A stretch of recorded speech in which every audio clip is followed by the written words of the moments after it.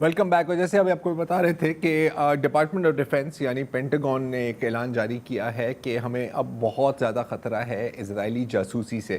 ماضی میں لیکن ہم نے یہ بھی دیکھا ہے کہ ڈپارٹمنٹ آف ڈیفنس کے اپنے اہلکار بھی اسرائیل کے لیے جاسوسی کر رہے تھے. میں بات کر رہا ہوں یہاں پر لارنس فرینکلن کی. اور لارنس فرینکلن یہ اراؤنڈ 2005-2006 کی بات ہے.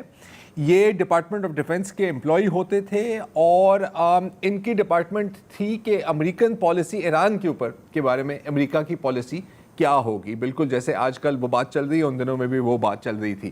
تو فرینکلن صاحب نے کیا کیا کہ انہوں نے اسٹیون روزن اور کیتھ وائزمن دونوں جو امریکن اسرائیلی پبلک افیئرز کمیٹی یعنی ایپیک کے آفس ہولڈرز تھے ان کو پتہ نہیں کتنی کلاسیفائڈ ڈاکیومنٹس دیں. اب ہمیں یہ نہیں پتا کہ اس نے اسرائیل کی محبت میں یہ کی یا پیسوں کے لیے کی, لیکن وہ پکڑا گیا.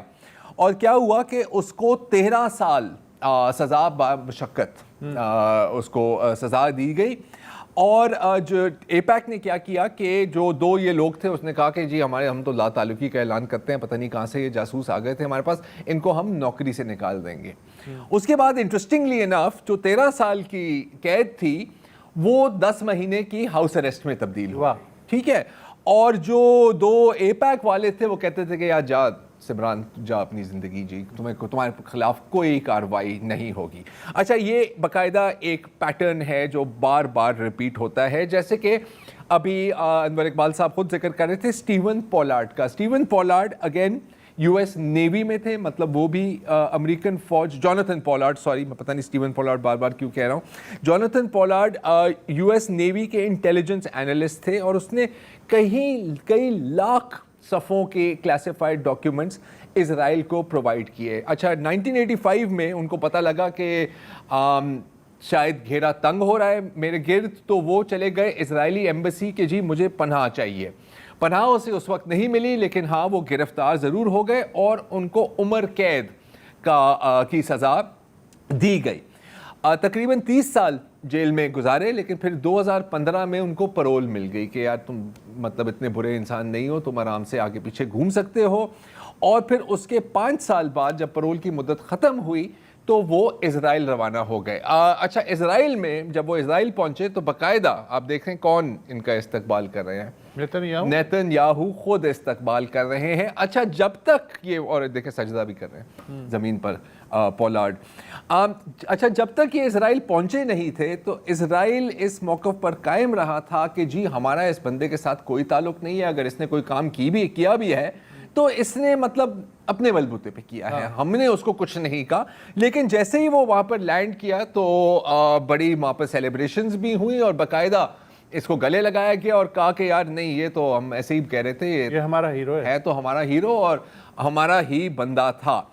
اب انٹرسٹنگ بات اس میں یہ ہے کہ اس میں بل کلنٹن اور مونیکا لیونسکی بھی اس اسکینڈل میں شامل ہو جاتے ہیں کیونکہ کئی رپورٹس آئی ہیں, بلکہ اس کے اوپر کتابیں بھی لکھی گئی ہیں کہ بیچ میں جب بل کلنٹن اور بنجامن نیتن یاہو کی بات ہوئی تھی تو بنجامن نیتن یاہو نے اسے کہا تھا کہ جی میرے پاس تقریباً 30 گھنٹے ہیں آپ کی ریکارڈنگز آڈیو اور ویڈیو, آپ اور مونیکا لیونسکی صاحبہ کے بیچ میں جو کچھ بھی ہو رہا تھا وہ ہمارے پاس ڈاکیومنٹڈ ہے.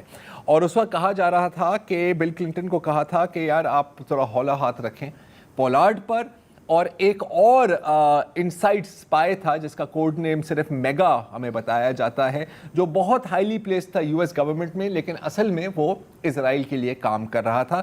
تو جب یہ انویسٹیگیشنز چل رہی تھی تو اس کو روکنے کے لیے نیتن یاہو نے باقاعدہ امریکن صدر بل کلنٹن کو بلیک میل کرنے کی کوشش کی تھی. اس کا حوالہ کیا گیا ہے ایک کتاب گیڈین اسپائی میں اور کہیں اور جگہ میں بھی. اچھا اب یہ آپ کہہ سکتے ہیں کہ سب یہ جھوٹ ہے, لیکن اس کے ساتھ ساتھ اب یہ بھی دیکھیں کہ جب یہ خبریں گردش کرنے لگیں کہ شاید پولارڈ کو رہا کیا جائے تو اس وقت کے جو CIA چیف تھے انہوں نے باقاعدہ آن ریکارڈ کہا تھا کہ اگر ایسا ہوگا تو میں اپنا استعفیٰ دے دوں گا, کیونکہ جتنا نقصان پولارڈ نے ہمیں کیا ہے شاید امریکہ کی تاریخ میں کسی جاسوس نے نہیں کیا تھا. اس کے علاوہ پھر ظاہر ہے اور بھی چیزیں ہوتی رہی ہیں کہ جیسے کہ 2019 میں ایک ڈیوائس ہے سٹنگ رے جس سے سیل فون کی سرویلنس کی جاتی ہے وہ وائٹ ہاؤس کے قریب اور کیپٹل کانگریس وغیرہ وغیرہ کے قریب وہاں پہ ملی گئی، اور امریکن آفیشلز کا کہنا تھا کہ جی یہ اسرائیل کی ڈیوائسز ہیں، اور اس سے وہ پریزیڈنٹ ڈونلڈ ٹرمپ، کیونکہ اس وقت وہ صدر تھے، ان کو سرویل اور ان پر سپائنگ کرنے کی کوشش کی جا رہی ہے۔ اور ظاہر ہے کہ وقتاً بوقتاً کئی یو ایس آفیشلز کا کہنا ہے کہ یار پتہ نہیں کسی نے ہمارے فون کے اوپر پیگاسس بھی انسٹال کر دیا ہے۔ تو یہ یار یہ سب ٹھیک ہے، لیکن اولاد شرارتی ہو تو اس کا یہ مطلب تو نہیں ہے کہ آپ اسے گھر سے نکال دیں۔ ہاں، چاہے وہ نسل کشی کر رہی ہاں وہی کیوں، بالکل صحیح۔ بہرحال اتنا تھینک یو سو مچ، بڑی انٹرسٹنگ آپ نے کہانی ابھی تو یہ تو مختصر تھا، ابھی بہت ہے۔ اچھا ہے کہ مختصر ہے۔ چلو کل پھر ملاقات ہوگی، خدا حافظ۔